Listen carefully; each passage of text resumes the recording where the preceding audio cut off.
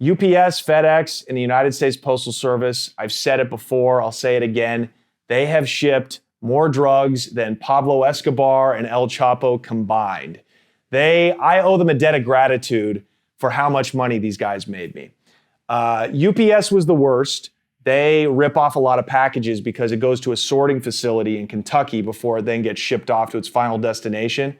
And a lot of their workers will rifle through the boxes looking for drugs. So we lost a few packages that way.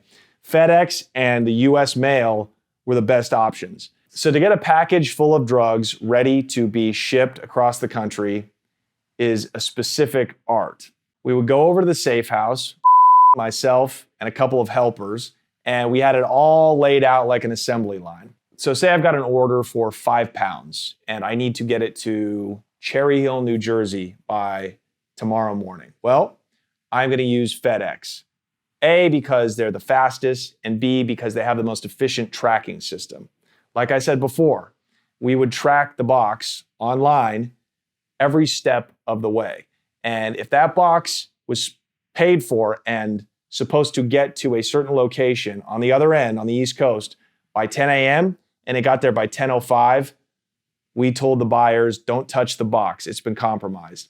They're very efficient, and you pay a lot of money to get the box there on time, especially if it's express next day air. So it's going to make it there on time, and if it doesn't, something's wrong. So we take the product. We called it the work, 5 pounds. We open up the original package that it was sold to us in, the big turkey bag, right? We pour the weed into a vacuum seal bag. We then put it into one of those industrial vacuum sealers that your mom uses to, store all her leftover food, right? And we seal it shut so we can make a pound that big, that fluffy, shrink down to about the size of, a softball even, right? And we do that 5 times. We wipe it down, we double bag it for safety, and then we put it into a box. And sometimes what we would do is take old film from like old film cameras, and we would wrap it around the product what that did was stop the x-rays. If it ever went through an x-ray scanner, it couldn't see into the box. So that's kind of an old smuggling trick through the mail.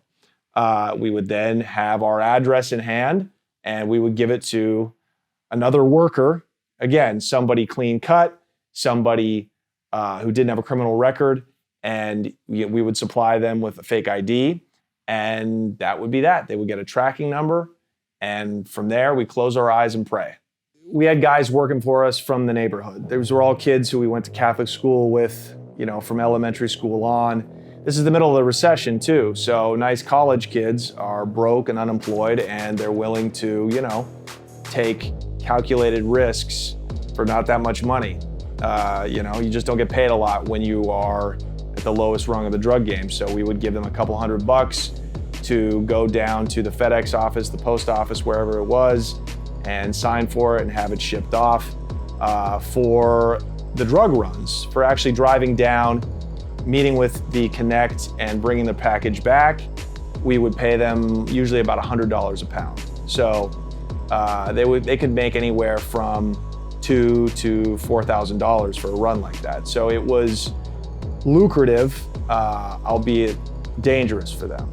I never got close to getting caught shipping product. I think the mail is such a great way because, as they say, possession is 9/10 of the law. So when your hands aren't on it, when it's not your address, when nothing is in your name, it seemed, at least at the time, the best way to insulate myself from the criminal liability of moving the product. So we sent maybe 300 packages total. I'd say 297 of them got through.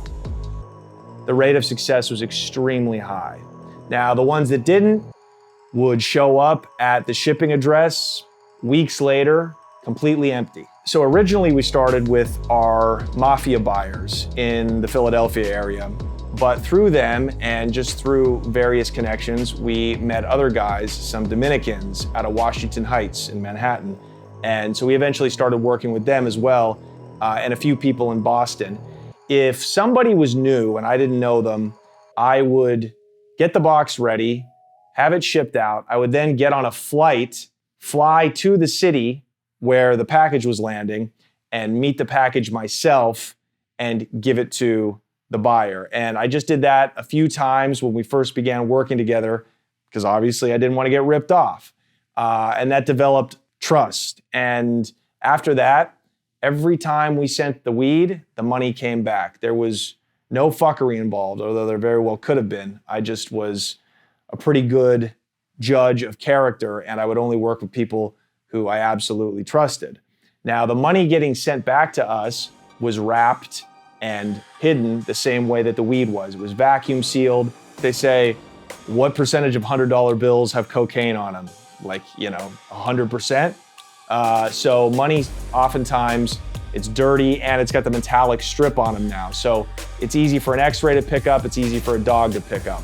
And it was hidden various ways, sometimes in packages of baseball cards. So one of the new methods for the DEA and other law enforcement is to actually intercept and interdict drug money. So it was very important, the most important actually, to package the money in the exact same way with the exact same care that we packaged our product. Because you can always lose weed, you can always lose drugs and get more of them. If you have to get drugs on consignment from your supplier, so be it. But if you lose the money, then everybody's down. So I told my buyers it was of the utmost importance that you vacuum seal my money the way that I package your drugs. Hey guys, if you like that video, be sure to check out the full-length episode right here. All right, we'll see you later.